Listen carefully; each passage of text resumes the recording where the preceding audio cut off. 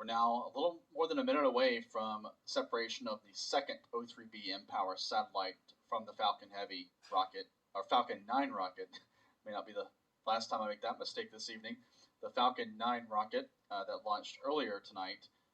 We're standing by for payload deployment for the second O3B mPOWER spacecraft from that mission.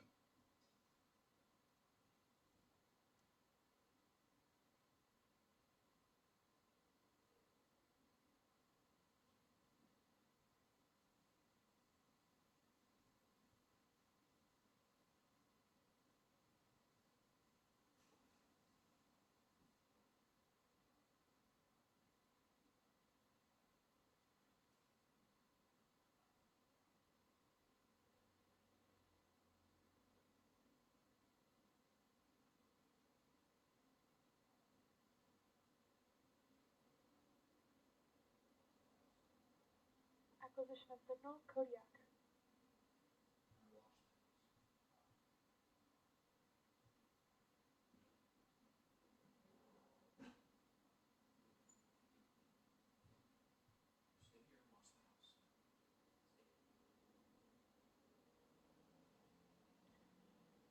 mPOWER second deploy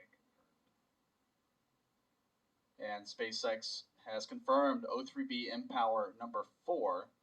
That's the second of 2 satellites on tonight's mission of the Falcon 9 has separated, so that will bring to a close our coverage of the O3B mPOWER launch on the Falcon 9 rocket. We can now shift our focus entirely on the Falcon Heavy. So the Falcon 9 launch has been successful. Of course, Boeing teams will stand by to contact those 2 O3B mPOWER satellites to make sure they're all healthy after launch. Meanwhile, a separate Boeing engineering team will also be awaiting contact with Viasat-3 Americas, which that company also built this evening after its launch on a Falcon Heavy. Now 12 minutes, 37 seconds from launch. We heard a call from SpaceX a few minutes ago that the Viasat-3 Americas spacecraft has been configured for launch, so it's now operating on internal power.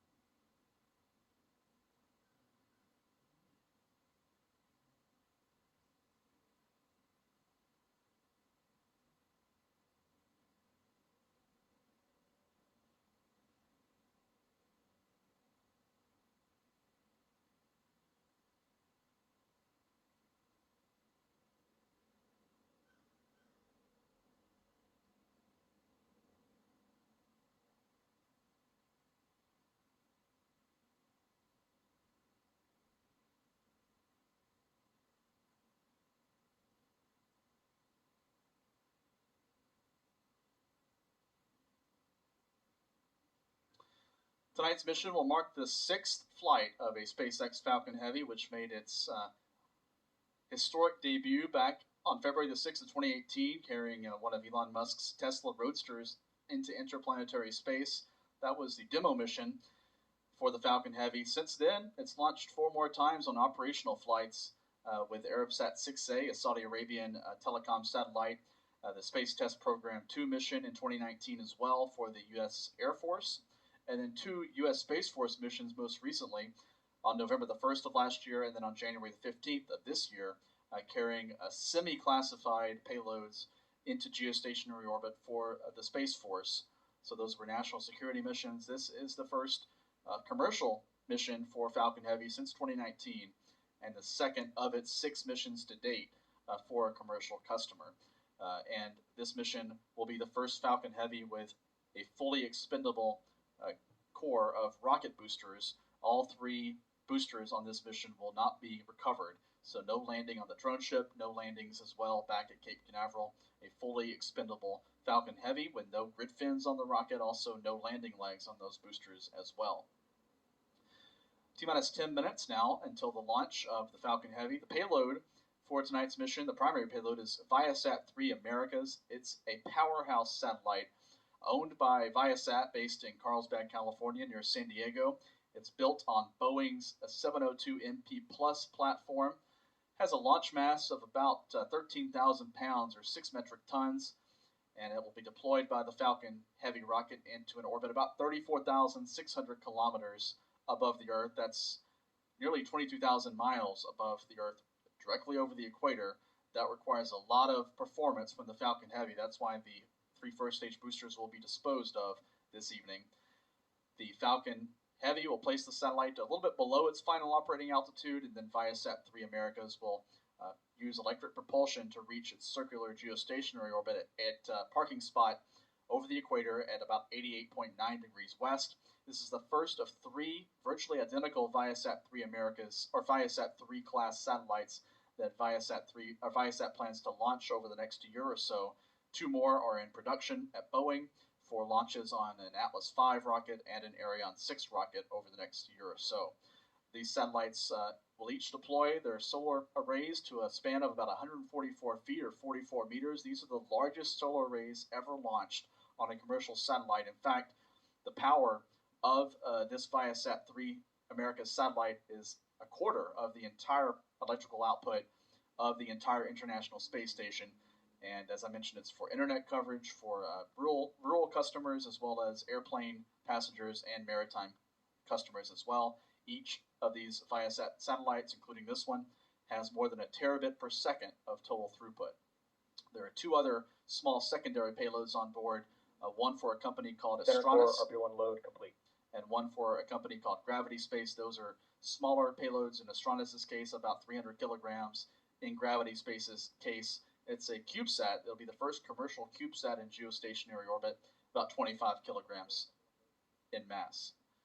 Here's the SpaceX mission patch for this Viasat-3 America's mission, showing an illustration of the spacecraft with its large antenna reflector deployed in space, as well as the Falcon Heavy in launch configuration.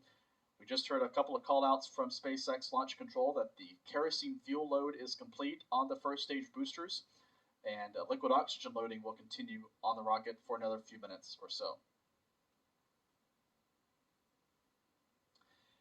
After liftoff, the Falcon Heavy will be heading due east from Kennedy Space Center. This red line shows its trajectory, a very similar path to the PY booster, RP1 load complete. A very similar path to the path that the Falcon 9 rocket took earlier this evening, heading for an equatorial orbit. Again, no recovery for the first stage boosters planned. The payload fairing, the 2 halves of the nose shroud, will be recovered by a SpaceX vessel offshore. And then, as I mentioned, I won't go through all these steps, but it's about a 4-hour, 45-minute flight to geosynchronous orbit from the time of liftoff, so it's a long-duration mission to place these 3 satellites, Viasat-3 Americas, Gravity Space GS-1, and Astronis' Arcturus communications satellite into their high-altitude orbit.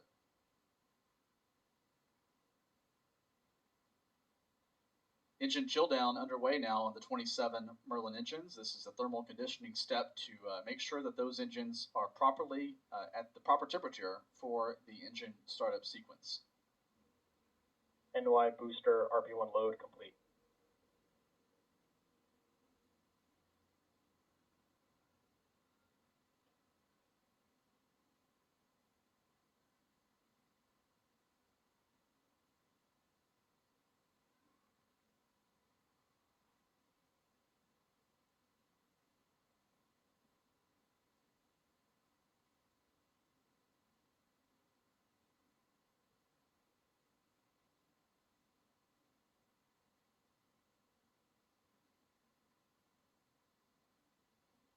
Five minutes, 35 seconds. Final checkouts of the Falcon Heavy's autonomous flight termination system should now be underway, as well as final configuration of the guidance and navigation and control system of the Falcon Heavy. This is all managed through the automated countdown computer.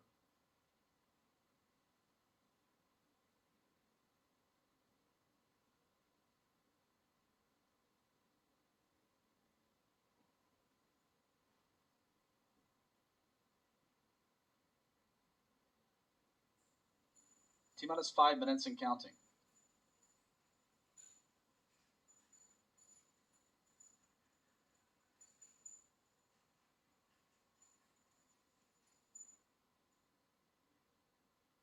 Falcon Heavy tanks are pressurizing for strong back retract.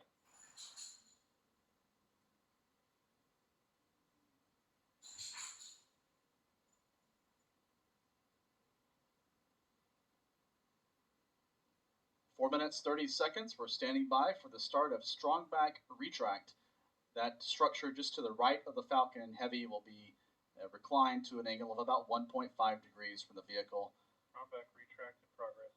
That retraction now underway according to SpaceX. That begins with the opening of clamps around the second stage, allowing movement of the strong back. That strong back will recline in a more rapid motion at liftoff.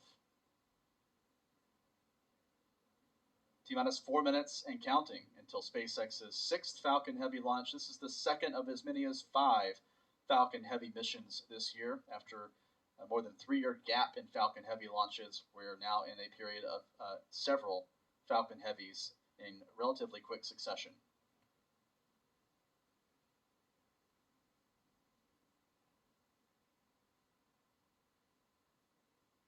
NY booster LOX load complete.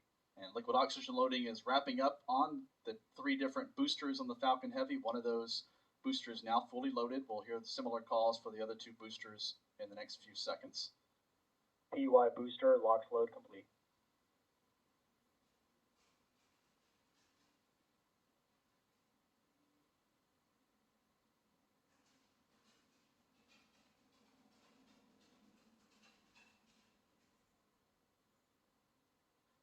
I'm going to hand off now to my colleague Stephen Young, who's going to provide commentary for the last few minutes of the countdown.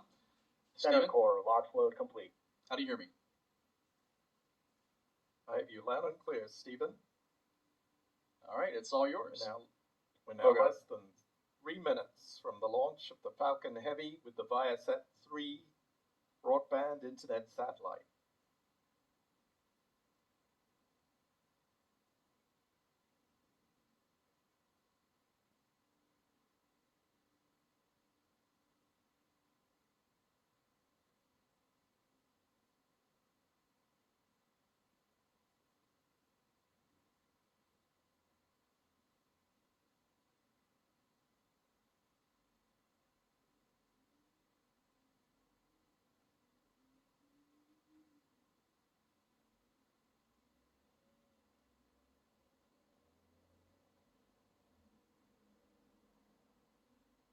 T-minus 2 minutes and counting.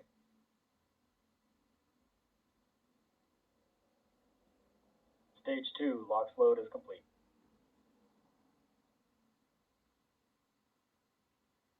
And with that, the Falcon Heavy is now fully loaded with liquid oxygen and RP-1 rocket-grade kerosene for tonight's launch.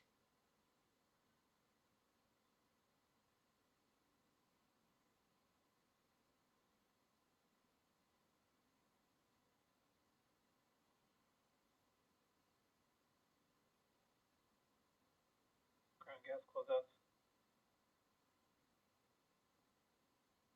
Coming up on the point where the Falcon Heavy's onboard computers will take control of the countdown.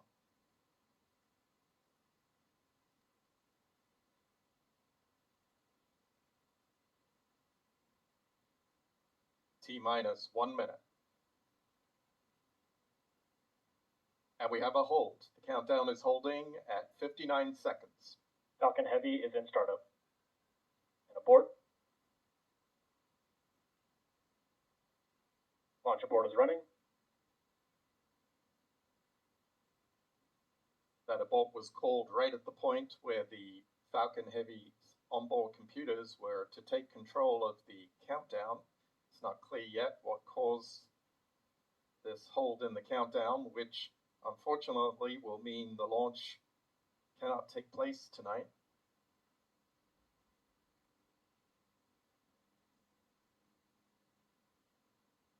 Standing by for more information from SpaceX.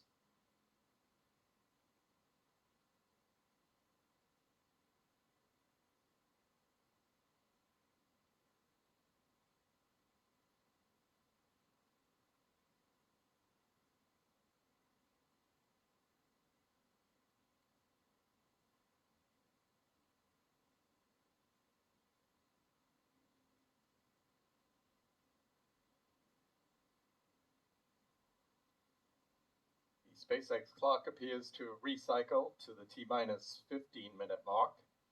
Clocks at the Kennedy Space Center, which are fed from the Range Control Center, still reading the hold time of 59 seconds.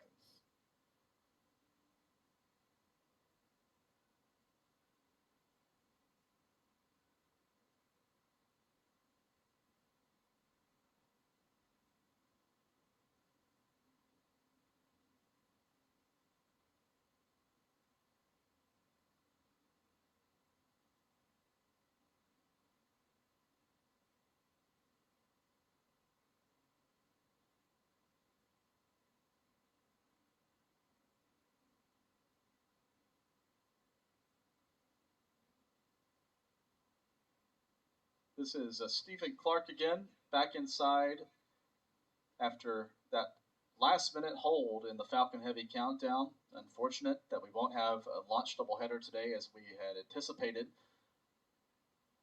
Of course, the end of the launch window was at 8:26 p.m. We've passed that now, so this launch will be delayed to another day. The next opportunity could be tomorrow, but of course that hinges on whatever caused this abort being resolved in time, as well as weather conditions. The weather forecast tomorrow is iffy at best.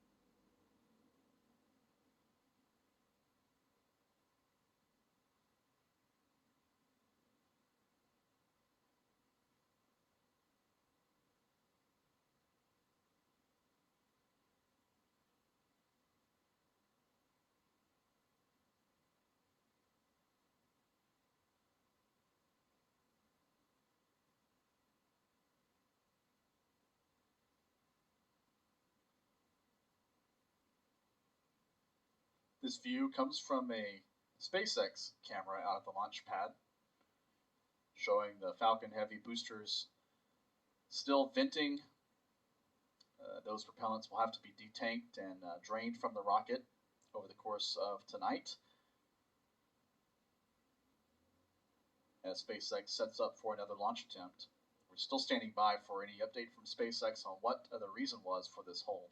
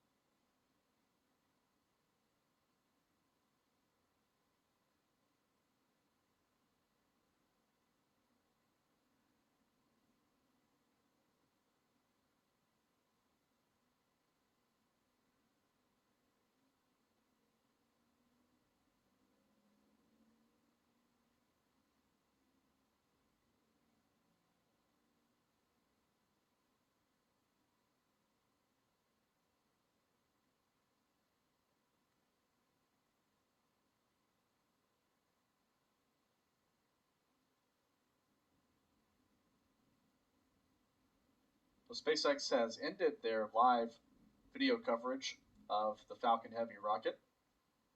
We're seeing some vents from the boosters now. This is some of what we sometimes see during the detanking operation as propellants are drained from the rocket. We often see some of those vents that blow down the side of the vehicle as the draining operation begins. So those 3 million pounds of kerosene and liquid oxygen that went into the rocket all have to come out before SpaceX's launch team can go home for the night. That takes a couple of hours generally. And then the rocket will be secured for its next launch attempt, which could be as soon as tomorrow. The next opportunity is the same time tomorrow, with the launch window opening at 7:29 p.m. Eastern Time, 23:29 UTC tomorrow, Saturday evening.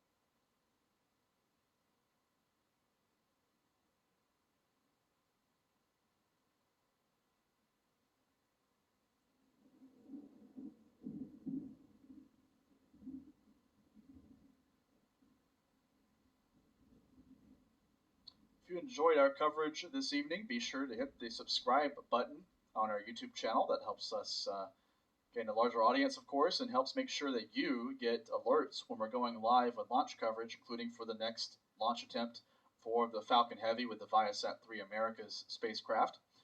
So we hope you'll join us for our next launch stream for the next attempt for the Falcon Heavy, possibly as soon as tomorrow evening.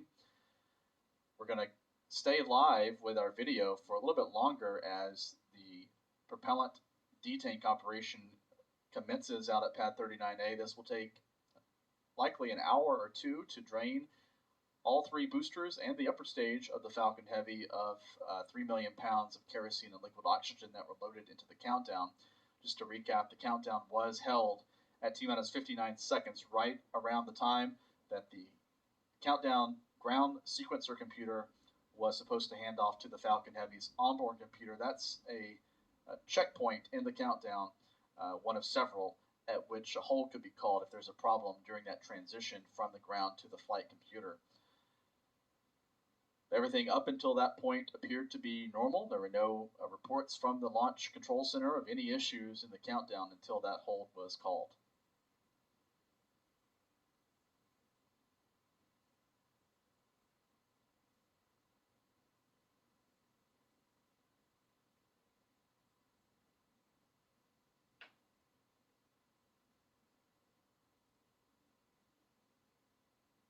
Also, if you want to support our coverage, please consider joining our YouTube channel. We have different membership levels for you to choose from.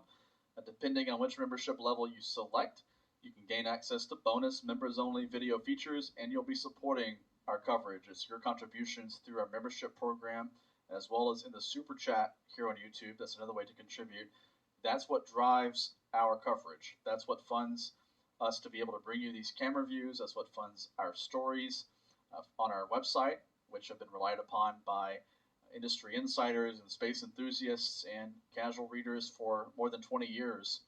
And your support really goes a long way and is greatly appreciated. So if you enjoy our coverage, please consider contributing through our membership program, hitting the join button here on our YouTube channel, or contributing in the Super Chat. We want to thank those of you who have done so already this evening. Most recently, we have John Tees, who joined us as a pad leader level as a member a few moments ago. Thank you for your support.